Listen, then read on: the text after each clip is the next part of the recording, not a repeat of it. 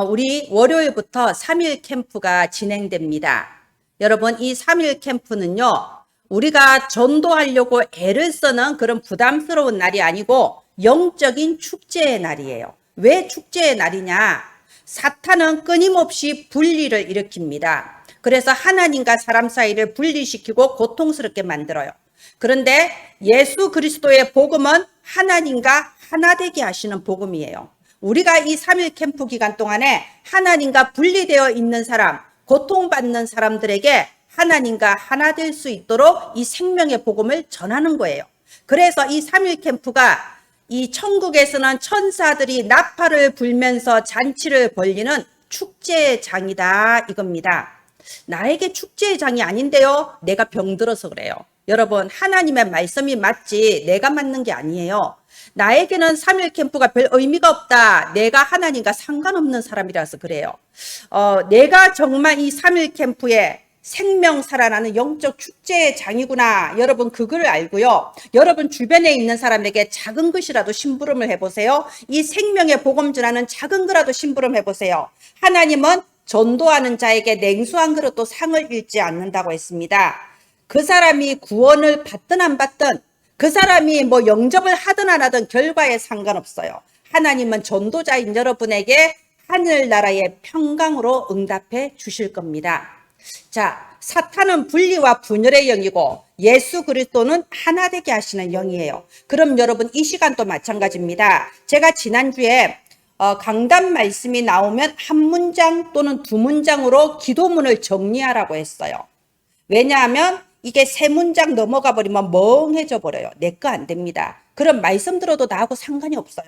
그래서 짧게 정리해서 내 것으로 딱 담으라고 했어요. 그런데 여러분, 나는 잘 안 된다. 잘 안 될 수 있어요. 정리 못할 수 있어요. 정리 못하는 하나님 자녀일 뿐이에요. 집중이 안 되는 하나님 자녀일 뿐이에요. 그런데 문제는 뭐냐? 왜 나는 말씀에 집중이 안 될까요?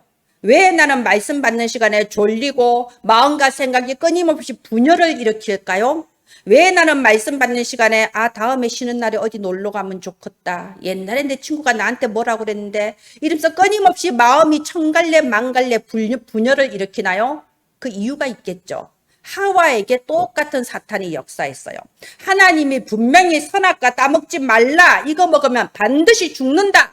이렇게 창세기 2장 17절에 분명히 말씀을 하셨어요. 그런데 창세기 3장 가면요, 하와가 그걸 완전히 이상하게 들어버리죠. 이거 먹으면 죽을지도 모른다고 했어. 이런 식으로 말씀이 나한테 정리가 안 되는 거예요. 분명히 말씀은 나오는데 내 것이 안 되는 거예요.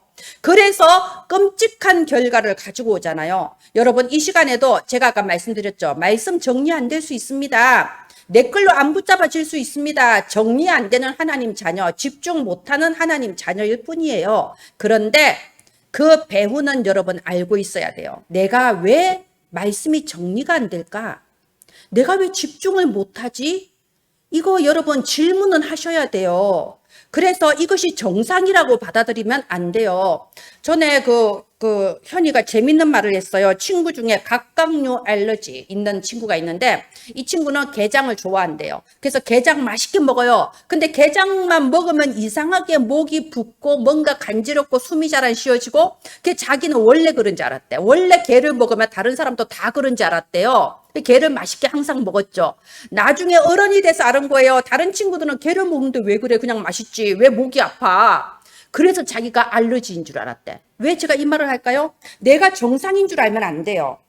말씀 못 붙잡아 짓는 게 정상인 줄 알면 안 돼요. 원래 예배 시간은 졸리는 거야. 정상 아닙니다. 원래 전도는 뭐 훌륭한 사람, 믿음 좋은 사람들이 하는 거고 나는 막 그냥 교회만 다니는 것도 대단한 거야. 정상 아닙니다. 그럴 수는 있는데 정상은 아니에요. 그래서 아는 게 중요한 거예요. 그 친구도 내가 갑각류 알러지가 있구나 아니까 병원에 가서 약도 먹고 그리고 안 먹으려고 조심하는 거죠. 그 각각류 잘못 먹어서 알러지 잘못 건드리면요 숨 막혀서 죽을 수도 있어요. 실제 죽어요. 막 119 부르고 그러잖아요. 막 이 기도가 부어서 숨을 못 쉬면요. 그래서 여러분 심각하게 받아들여야 돼요. 왜 나는 정리가 안 될까? 왜 난 말씀이 귀에 안 들어오지? 심각하게 받아들이고 기도해야 됩니다. 왜 나는 믿음이 안 생기지? 예, 믿음 좋은 사람도 있고 믿음 좀 약한 사람도 있어요. 아니 모세가 그 유월절 양을 잡아서 피를 바르라고 했을 때 양을 피를 듬뿍 바른 사람이 있는가 하면 아이 뭐 이러면서 쬐끔 바른 사람도 있어요. 똑같이 구원은 받아요. 그런데 그러면 기도해야 돼요. 나는 왜 믿음이 약하지? 하나님 믿음은 선물이라고 했는데 내게 반석같이 단단하고 불같이 뜨고 믿음의 은사를 주옵소서. 하나님 말씀이 들려지게 하시고 말씀이 기도문으로 잡아져서 이 말씀이 성취되는 주역이 되게 하옵소서. 하나님 전도는 축제라고 했는데 내가 이 축제에 동참하게 하옵소서. 기도는 할 수 있어야 돼요. 아멘. 무슨 뜻인지 알겠죠? 자, 오늘 제목이 새 노래입니다. 여러분 새 노래 하면 기억나시나요? 좀 젊은 사람들은 잘 모를 건데 나이가 좀 있는 사람들은 이 찬양 다 기억하실 거예요. 우리 집사님 기억하실 거예요. 아니 아직 제가 부르지도 않았는데 제가 지금 불러볼 거예요. 자, 새 노래를 부르자 랄랄라 하나님께 기쁜 찬송을 기억나시나요? 들어본 것 같으시죠? 예, 이 찬양 유명했습니다. 한때는 히트곡이었어요. 저도 알아요. 새 노래를 부르자 랄랄라 하나님께 기쁜 찬송을 제가 잘 못 부르니까 나중에 점심시간에 제가 계속 이 찬양을 들려드릴게요. 이번 주 기억하세요. 새 노래를 부르자 기억하십시오. 자, 오늘 제목이 진정한 새 노래인데요. 사실 이 새 노래라는 말은 이단들이 많이 써요. 신천지에서는 어떻게 가르치냐? 모세의 노래는 구약 성경이고 어린 양의 노래는 신약 성경이고 새 노래는 요한계시록이다. 그런데 모든 교회가 요한계시록을 제대로 못 푼다. 오직 우리 교주님만 제대로 해석할 수 있다. 그래서 새 노래는 우리만 부를 수 있다. 이렇게 알고 있습니다. 그리고 저 하나님의 교회, 여러분 하나님의 교회 이름을 참 마음에 안 들게 지었어요. 하나님의 교회가 무슨 교회냐면 옛날에는 안상홍 증인회였어요.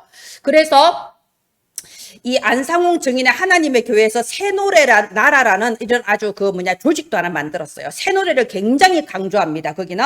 근데 거기서 말하는 새 노래는 무슨 새 노래냐? 이제 안상홍 하나님과 이 안상홍 씨의 둘째 부인이 있어요. 그분이 하늘 어머니예요. 안상홍 하나님과 어머니 하나님을 찬양하는 것이 새 노래라 이거예요. 그래서 우리는 하나님을 찬양하는 새 노래를 부릅니다 하면서 새 노래라는 엄청난 걸 이렇게 하나의 이벤트로 막 이렇게 하고 있는데요. 그게 안상홍과 하늘 어머니를 찬양하는 새 노래예요. 그래서 이단들은요, 이 새 노래를 전혀 다른 자기들한테 유익한 방향으로 속여서 말하고 있어요. 가짜 새 노래예요. 그러면 정통교회에서는 새 노래를 뭐라고 하냐? 다윗은 과연 새 노래를 뭐라고 했냐? 이사야서 40장 3절에 보면요, 이 새 노래 곧 하나님께 올리는 찬송이라고 했습니다. 말하자면 하나님한테 부르는 모든 찬송은 새 노래예요. 아시겠죠? 자, 그러면 또 우리가 생각해 봐야 돼요. 그러면은 솔직히 저는 아까 잠깐 노래 불렀지만 제가 노래 잘 여러분 앞에서 이렇게 크게는 안 부르는 이유가 제가 막 그렇게 잘 부르지는 못해요. 그런데 진짜 저희들보다 노래 잘 부르는 성악가, 가수들 있지 않습니까? 그러면 그 사람들이 찬송가를 부르면 그게 새 노래일까요? 아닙니다. 새 노래는요, 모든 찬송가가 새 노래인데 불신자들이 부르는 찬송가는 새 노래가 아니에요. 왜냐? 그래서 오늘 말씀의 제목이 진정한 새 노래예요. 여기 1절 한번 보세요. 98장 1절에 보면 새 노래로 여호와께 찬송하라 그러면서요, 기이한 일을 행했다고 돼 있어요. 우리가 생각지도 못할 기이한 일을 행해서 우리에게 구원을 베풀어 주신 거예요.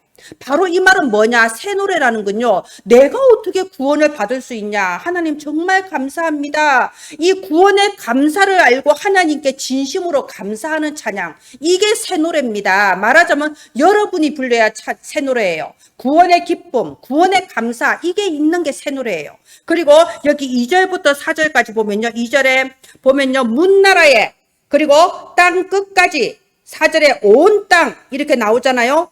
모든 사람들, 땅 끝까지 모든 사람들에게 이 구원의 복음을 전달하는 전도를 보고 새 노래라고 해요. 새 노래. 두 가지입니다. 오늘 딱 답을 내세요. 예, 다음 화면 해주세요. 시편 150편 6절에 보면요. 호흡이 있는 자마다 여호와를 찬양할지어다 할렐루야라고 되어 있습니다. 그리고 5절에서 8절 보세요. 오늘 우리가 읽은 이 5절 8절에도 보면요. 수금으로 여호와를 찬양하고 음성으로 찬양하고 나팔과 호각으로 찬양하고 바다와 세계와 거기 충만한 자들이 다 찬양을 하고 8절에 큰 물도 박수하고 산악도 노래하라 이렇게 되어 있습니다. 온 자연 만물이 다 찬양을 해라고 되어 있어요. 당연히 하나님의 백성도 찬양을 하는 거죠. 그런데 나는 찬양이 안 나와. 나는 찬양을 할 도저히 찬양하려고 애를 써도 슬픈 찬양, 한탄하는 찬양은 나와도 아까 우리 64장처럼 기뻐하며 찬양하세 이런 찬양은 도저히 내 마음에서 나오지를 않아. 왜요? 마음에 평안이 없으니까 그런 거예요. 여러분, 왜 마음에 평안이 없을까요? 그 사람의 마음의 그 왕자리에 하나님이 왕이 아니기 때문에 그래요. 하나님이 왕이 돼서 다스리는 곳에는 기쁨과 평안이 있습니다. 그런데 내 마음의 왕자리에 하나님이 왕이 아니고 다른 게 왕이면요, 기쁨과 평안이 없어요. 찬양을 부를 수가 없는 거예요. 내 처지에, 내 상황에 내 마음이 우울한데 어떻게 찬양이 나오겠습니까? 그럼 도대체 내 마음의 왕자리에 누가 왕입니까? 창세기 3장에 나오죠. 내가 하나님처럼 될 수 있다. 내가 왕인 거예요. 하나님을 믿는다고 하지만 사실은 내 마음 속에서는요, 내가 제일 중요하고 내가 주인공이에요. 내 생각에 맞아야지 하나님도 맞는 거고, 내 생각에 맞아야지 교회도 맞는 거고, 내 생각에 맞아야 돼, 전부 다. 이런 내가 왕자리에 올라가서 뭘 위해서 달려가나요? 창세기 6장에 이 땅에 육체의 욕망을 향하여 달려가고, 창세기 11장에 성공과 출세를 향하여 달려가지만 하나도 채워지지 않아. 창세기 6장에 홍수 재앙, 점점 나쁜 일이 들이닥쳐요. 창세기 11장에 바벨탑이 무너진 것처럼 그렇게 애를 쓰면서 내 생각에 맞게 이렇게 막 만들어 나간다. 한 번에 무너져 버린다니까요. 이 세상에 내 마음대로 되는 게 있던가요? 여러분, 작은 내가 낳은 애도 내 마음대로 안 돼요. 내 생각하고 달라요. 오늘 우리 조은상 집사님 안 오셨네. 내가 낳았지만 내 마음대로 안 된다니까요. 이것처럼 한 가지도 내 마음대로 안 돼요. 그러니까는 힘들고 어렵고 낙심하고 좌절하잖아요. 그 왜 내 마음대로 안 될까요? 진짜 왕이 내가 아니라서 그래요. 나는 내가 왕자리에 나를 딱 앉혀놓고 내가 왕이라고 생각했는데 사실은 나를 조종하고 내 인생을 조종하는 것은 사탄이라는 거예요. 마귀라는 거예요.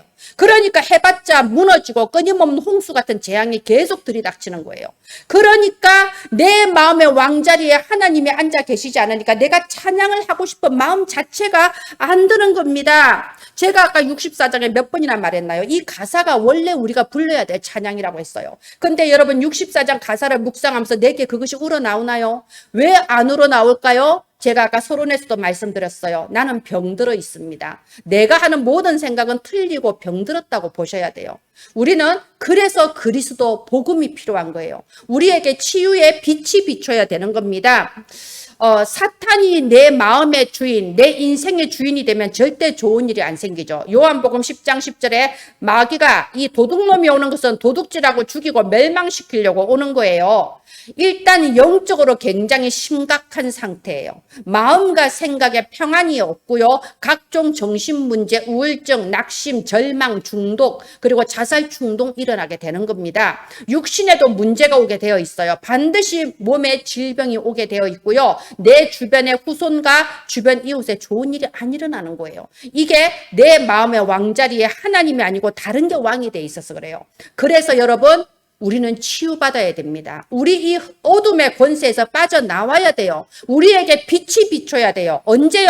아침마다, 날마다 빛이 비춰야 됩니다. 여러분, 나는 교회 다닌 지 몇 년 됐다. 난 훈련도 많이 받았다. 다 필요 없습니다. 날마다, 아침마다 새로 빛이 임해야 돼요. 아침마다 새롭게 은혜 받아야 돼요. 저도 마찬가지예요. 저도 하나님의 이 빛이 비치지 않으면요, 저도 순간적으로 내 입에서 원래 내 것이 막 나와요. 아까도 제가 우리 혜미 한번 울렸잖아요. 왜냐하면 내 속에 이 완벽주의가 있거든요. 아니, 예배 시작하는데 지금 몇 분 전인데 아직도 제대로 정신을 못 차리고 있어. 똑바로 못해. 막 이런 게 막 올라와. 그게 내 마음, 예, 그게 내 마음입니다. 내 마음 맞네요. 내 마음이에요. 원래 내 모습이야. 완벽주의에 잡혀서 다른 사람을 닥달하고 채근하는 게 원래 내 모습이에요. 근데 그게 진짜 내 모습이 아니고 사실은 나를 속이고 어릴 때부터 지금까지 나를 좌우하는 사탄이 내게 주는 병든 생각인 거죠. 병든 마음의 상태에서 다른 사람에게 또 상처를 주는 거예요. 자, 그래서 저는요, 아침마다 하나님 내게 성령 충만 주옵소서. 하나님 나를 초월한 보좌의 축복으로 나를 치유하여 주옵소서. 오늘 또 나에게 빛을 비추어 주옵소서. 아침마다 우리는요, 새 은혜가 필요합니다. 자, 우리는 전무후무라는 말씀을 들었습니다. 왜 전무후무인가요? 오늘 2023년도 6월 11일은 다시는 없어요. 전에도 없었고 후에도 없었고 오늘은 여러분 전무후무한 날이에요. 그래서 오늘은 새 날이에요. 그러면 오늘 우리는 오늘의 새 은혜가 필요한 거예요. 그래야 오늘을 살 수 있어요. 주기도문에 일용할 양식을 주옵시고 돼 있습니다. 한꺼번에 아예 한 10년치 줘버리면 마음 편할 건데 아니에요. 우리는 날마다 아침마다 새 은혜를 받아야 돼요. 이스라엘 백성의 광야 40년을 방황하는 동안 아침마다 만나가 새로 내려왔어요. 이 만나는요, 내가 내일 먹어야지 아껴서 단지에 딱 담아두면요, 다음날 아침 되면 썩어버려요. 왜 그랬을까요? 하나님이 그걸 알게 하신 거예요. 너희는 날마다 아침마다 새 은혜를 받아야 된다. 날마다 새로 시작해야 된다. 이걸 알려주신 거예요. 여러분, 우리 스스로에게 질문을 한번 해보세요. 나는 무엇을 믿습니까? 나는 누구를 믿습니까? 여러분이 믿는 것은 누구인가요? 여러분이 믿는 것은 그리스도입니다. 예수님이 그리스도예요. 모든 문제 해결자, 우리의 근본을 완전히 바꾸시고 신분을 바꾸어 주신 그리스도를 우리는 믿고 있습니다. 그렇다면 여러분, 아침마다 새롭게 예수가 나의 그리스도예요. 아침마다 새롭게 오늘 또 나의 그리스도, 오늘 또 나의 구원자예요. 그게 정상입니다. 그러면 예수가 그리스도라면 나는 누군가요? 여러분, 나 그리스도를 바로 알아야 내가 누군지 바로 알아요. 저는 그 몇 년 전에 옛날에 그 라디오가 뭐 2시에 데이트인가 아주 히트를 친 라디오가 있어요. 요새는 뭐 라디오 별로 안 듣잖아요. 근데 2시에 데이트란 라디오가 있었는데요. 이게 이제 시청자들이 이렇게 사연을 보내면 그거 읽어주는 거예요. 근데 그게 워낙 이 좋은 사연이 많다 보니 어느 날 그게 책으로 또 출간이 됐더라고요. 제가 우연히 그걸 읽었어요. 이런 내용이 있었어요. 자기가 그러니까 아주 몇십 년 전이죠. 시댁살이를 하는데 너무 힘들었다는 거예요. 항상 너는 왜 이것도 못하니? 너는 이걸 배워왔냐? 너 대학까지 다니면 뭐하냐? 이런 것도 못하면서 그러니까 자존감이 막 무너지고요. 내가 왜 낯선 집에 와서 이러고 살아야 되지? 내가 왜 이런 소리 듣고 있어야 되지? 그 엄마 아빠 만나러 가는 것도 눈치 보이고 그러니까는 막 너무 힘들었어요. 그런데 어느 날 자기를 키워준 외할머니가 와서 자기 이제 집에 들어오면은 뭔가 피해를 끼칠까봐 집안에 안 들어오고 이웃집에다가 뭘 하나 맡겨놓고 간 거예요. 어릴 때부터 자기가 좋아하던 음식, 그걸 외할머니가 만들어 와서 이웃집에다가 맡겨놓고 간 거야. 우리 손녀한테 전달 좀 해달라고. 그 자기가 그걸 받아서 보니까 안에 쪽지가 하나 있더래요. 외할머니가 한글을 못 쓰시는데 삐뚤빼뚤하게 맞춤법 다 틀리면서 한글을 써서 편지를 써놓은 거예요. 거기 읽어보니까 뭐 밥 잘 먹고 뭐 건강하고 뭐 어쩌고 막 이런 말 당연히 있겠죠. 근데 자기 마음에 딱 박힌 게 뭐냐? 금쪽 같은 내 새끼. 금쪽 같은 내 새끼. 이렇게 적어서 쪽지를 준 거예요. 그때 이 이제 사람이 자기 정말 뭐랄까 자존감도 무너지고 정말 너무너무 힘들었는데 하루하루 힘들었는데 금쪽 같은 내 새끼 그 글자를 읽은 순간에 그래, 나도 누군가에게 이렇게 소중한 존재다. 나도 누군가에게 나를 보고 금쪽 같은 내 새끼라고 부르는 그런 사람이 있다. 이게 자기한테 다 와닿은 거예요. 그래서 그 글을 보면요. 자기가 그 뒤에 어려운 일도 있었고 참 정말 나 스스로에게 실망하는 일도 있었고 힘든 고비가 많았지만 그 금쪽 같은 내 새끼, 내가 누군가에게는 이렇게도 보배롭고 소중한 존재였다. 이 글자가 생각이 날 때마다 자기가 힘을 얻고 이겨나갈 수 있었다고 그런 내용의 글이 있었거든요. 여러분, 예수는 그리스도예요. 모든 문제 끝내신 그리스도예요. 이 땅에 오셔서 죽으시고 부활하신 전능하신 그리스도예요. 모든 절대 불가능을 가능으로 바꾸어 주시는 그리스도예요. 근데 그 그리스도께서 여러분을 향하여 금쪽 같은 내 새끼라고 하는 거예요. 여러분을 사랑하시고 내 눈에는 네가 보배롭고 존귀하게 보인다고 돼 있어요. 아시죠? 이사야서 40장에 왜 내 눈에는이라고 붙였겠어요? 세상 사람들이 봤을 때 네가 별거 아닌 것처럼 보일 수 있다. 연약해 보이고 무능해 보일 수 있다. 그러나 하나님께서 보셨을 때 내 눈에는 네가 보배롭고 존귀하게 보인다라고 되어 있습니다. 여러분, 우리는 하나님에게 너무나도 소중한 존재예요. 보배롭고 존귀한 존재예요. 그걸 우리가 언제 누릴 수 있나요? 아침에. 그래서 이 주보에 393 기도 올려놓은 거예요. 아침에 오늘 또 성삼위 하나님의 나를 사랑하시고 나와 함께 하심을 믿고 감사합니다. 성삼위 하나님이 나와 함께 하신다니까요. 시공간 초월한 보호자의 축복으로 나에게 함께 하신다니까요. 나에게 원래 인간의 축복, 하나님의 생명, 하나님의 형상, 에덴의 축복을 내게 다 회복시켜 주셨다니까요. 내 인생에는 하나님께서 전무후무한 축복 주시기로 이미 약속하셨어요. 그래서 나에게 영력, 지력, 체력, 경제력, 인력, 오력이 회복되게 하소서. 감사합니다. 이걸 아침마다 내가 누리는 거예요. 날마다 누리는 거예요. 여러분, 우리는요, 이 눈에 보이는 것밖에 못 보고 귀에 들리는 것밖에 못 들어요. 육신에 갇혀 있으니까 들리는 것, 보이는 것밖에 몰라요. 그러나 영안을 여시기 바랍니다. 하나님께서 여러분에게 보배롭고 존귀한 자라고 해요. 여러분에게 모든 보좌의 축복을 부어주셨어요. 그걸 여러분 자꾸 잊어버리기 때문에 아침마다, 날마다 여러분 이걸 다시 찾으라는 거예요. 저는 구원을 받고 난 이후부터는요, 저 안에 항상 뭔가 끊어지지 않는 기쁨이 있어요. 제 속에 있는 기쁨은 어떤 기쁨이냐? 여러분, 깊은 산 속에 들어가면 옹달샘이 솟아나오죠? 그런데 이 옹달샘은요, 그냥 뽀글뽀글 하면서 계속 솟아나와요. 그저 잔잔하게 끊임없이 솟아나와요. 바로 그런 기쁨이 저 안에는 항상 있어요.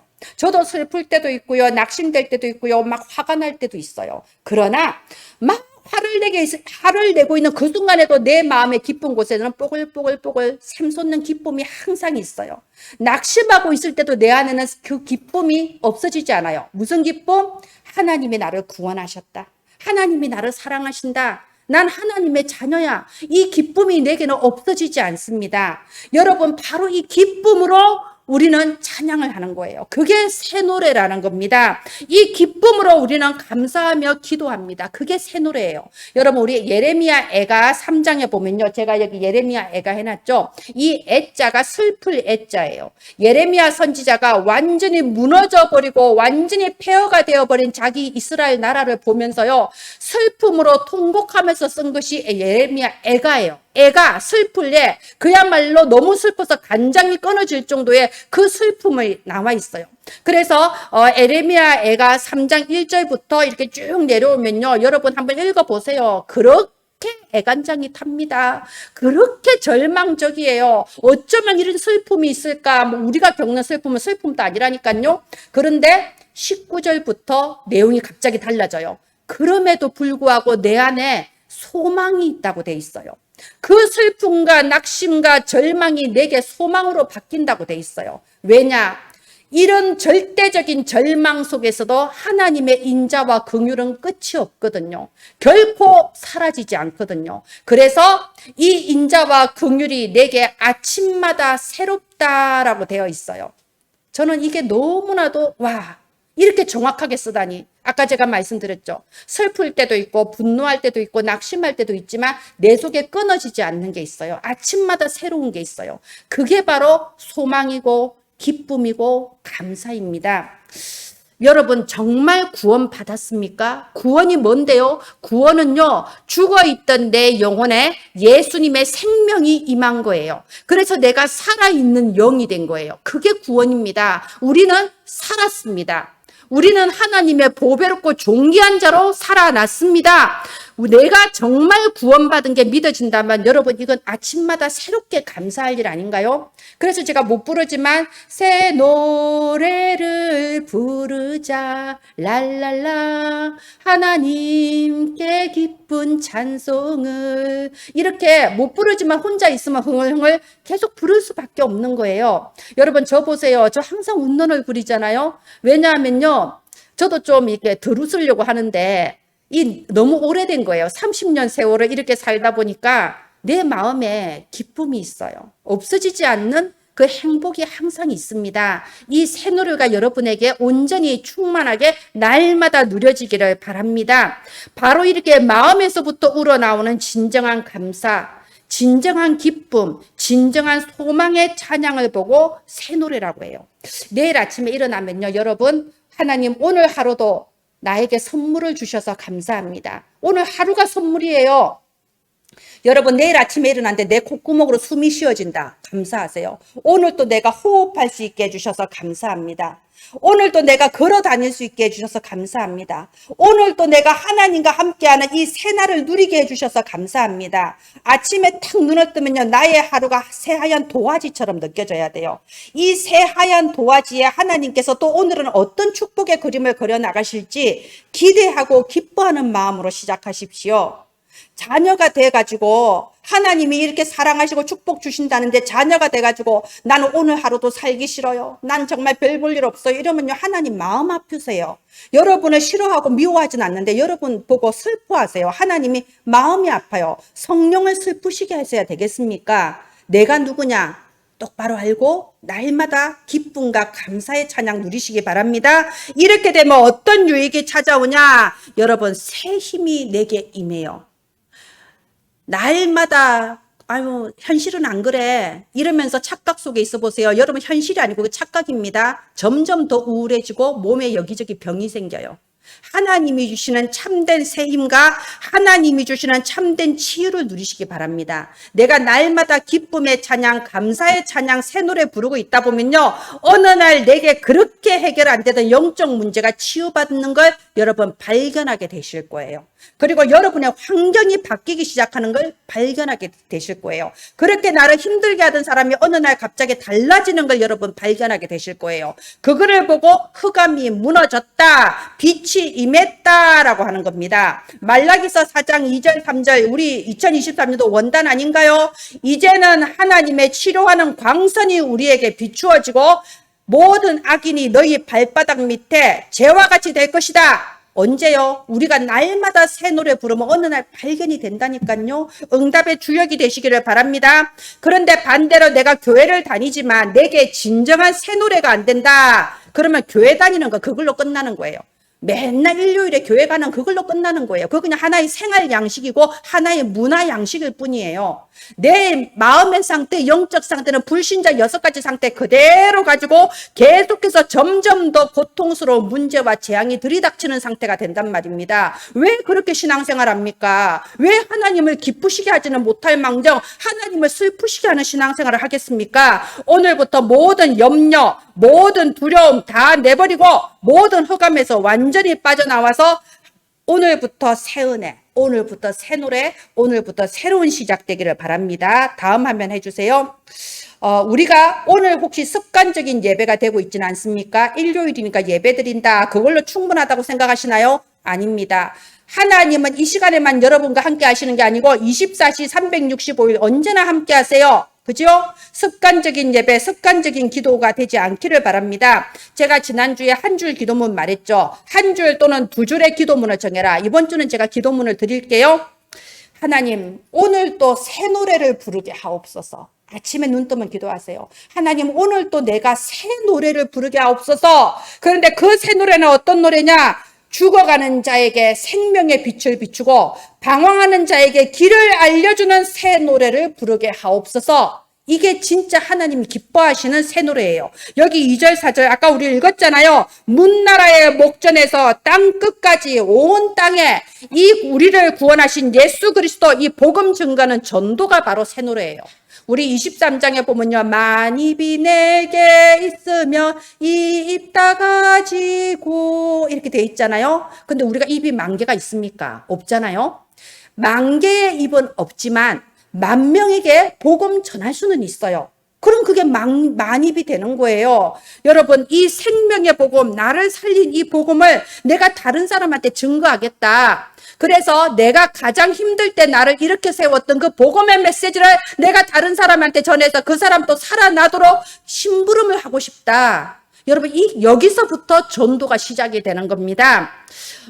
여러분, 항상 말씀을 준비하세요. 여기 9절에 보면요, 그가 땅을 심판하신다고 돼 있습니다. 언젠가 분명히 종말의 날은 오고 있어요. 여러분이 마음속으로 저 사람 내가 말하면 듣기 싫어할 거야. 내가 복음 전하는 게 저 사람한테 피해 주는 건 아닐까? 그렇게 망설이는 사이에 그 사람에게 종말의 날이 임할 수 있어요. 언제 어느 때 어떻게 될지 모르는 게 인생 아닌가요?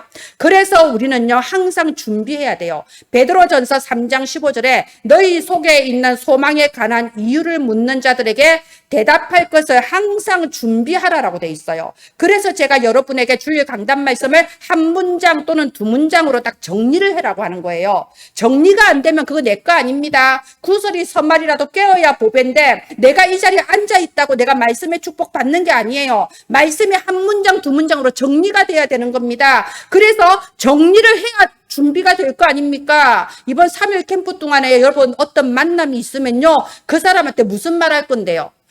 오늘 강단 말씀을 가지고 정리한 그거를 가지고 말씀하세요. 그걸 전달하세요. 그럴 때 그 사람 마음의 문이 열려요. 하나님 그렇게 만들어 놓으셨어요. 왜냐하면요, 강단 말씀이라는 거는요, 하나님께서 이 지역의 복음화를 위하여 주시는 말씀이거든요.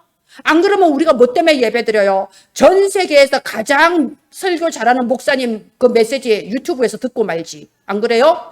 이 시간표에 이 지역 살리려고 주시는 말씀을 한 문장 두 문장으로 딱 정리해서 그거를 전달하라고. 그러면 예배한 자 마음 문이 열리게 돼 있어요. 그 사람 지금 죽을까 살까 표 안 나고 숨은 문제로 고민하고 있는데 답이 될 수 있다니까요. 바로 그게 새 노래라는 겁니다. 결론해 주세요. 제가 한 10여 년 전에 딱 한 번 노방 찬양 전도에 참석한 적이 있어요. 여러분, 노방 찬양 전도가 뭔지 알죠? 이 길에서 기타랑 막 악기 갖다 놓고 이렇게 찬양하면서 하는 거예요. 저는 그걸 본 적만 있었지 해본 적은 한 번도 없어요. 그렇잖아요. 부끄럽잖아요. 길에서. 그래서 한 번도 안 해봤는데 어느 날 제가 다른 교회에 갔는데 그 교회에서 그날 노방 찬양 전도 한다는 거예요. 그래서 제가 같이 하겠다고 하기로 했어요. 큰 기대를 걸고 갔어요.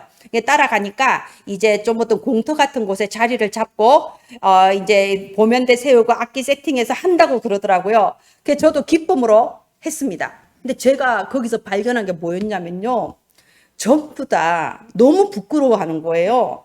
전부 다 막 목소리가 속으로 기어 들어가. 원래 잘했으니까 하려고 마음먹었을 건데 막 목소리가 기어 들어가고요. 앞에 사람들 눈 안 마주치려고 막 이러면서요. 이러면서 찬양을 하는 거예요. 그래서 제가 그때 느꼈어요. 아니, 이거는 새 노래가 아닙니다. 여러분, 찬양이라는 건 사람 앞에서 하는 게 아니에요. 저 사람 앞에 내가 잘하려고 하는 게 찬양이 아니에요. 그러면 찬양은 누구한테 합니까? 하나님께 하는 거예요. 저는 여러분 앞에서 하는 거 아니에요. 여러분 또 목사 앞에서 하는 거 아니에요. 하나님께 하는 거예요. 그렇다면 기쁨으로 진정으로 감사함으로 하면 돼요. 내가 진정으로 감사함으로 찬양하면 그 지역의 역사는 흑암이 무너지고 예비된 자가 마음의 문이 열리는 거예요. 그게 노방 찬양전도 아닙니까? 가서 막 사람 의식하고 부끄러워하려면 뭐 하려고 노방 찬양전도를 합니까? 여러분, 새 노래의 의미가 뭔가요? 새 노래. 우리가 귀여운 아기를 보면요, 어머 너무 귀여워 하면서 막 나도 모르게 막 웃음이 나오죠. 근데 그 얘기를 다음날 또 봤어. 그럼 어저께 다 귀여워했고 어저께 다 웃으니까 오늘은 뭐 억지로 웃어줍니까? 아니잖아요. 오늘 보면 오늘 또 귀엽잖아요. 그게 새 노래라니까요. 날마다 감사함으로 날마다 기뻐함으로 이렇게 부르는 찬양, 새 노래 하시기를 바랍니다. 억지로 찬양하지 말고 한탄하는 내 기분을 풀기 위한 찬양을 하지 말고요. 기도문, 하나님 오늘도 내가 진정한 새 노래 부르게 하옵소서. 내가 죽어가는 자, 길을 몰라 방황하는 자들에게 힘을 줄 수 있는 진정한 새 노래를 부르게 하소서. 이렇게 기도하시면서 하나님이 가장 기뻐하시는 새 노래를 부르시기 바랍니다. 예, 제가 결론에 이사야 43장 21절 말씀을 딱 놔뒀어요. 하나님이 우리를 창조하신 목적이 뭐라고요? 찬양하라고. 아이고, 얼마나 감사합니까? 우리한테 일 시키려고 부른 것도 아니고 우리한테 어마어마하게 힘든 거 시키려고 부른 게 아니라니까요. 찬양하라고. 진정한 새 노래로 하나님이 가장 기뻐하시는 찬양을 드리는 저와 여러분 되기를 예수님의 이름으로 축원드립니다. 기도합니다. 하나님, 우리가 날마다 진정한 새 노래를 부르게 하소서. 아침마다 새로운 은혜에 감사드리며 찬양하게 하소서. 죽어가는 자에게 생명의 빛을 증거하며 방황하는 자에게 살 수 있는 길을 알려주는 하나님이 기뻐하시는 새 노래를 부르게 하여 주옵소서. 살아계신 주 예수님 이름으로 기도합니다. 아멘.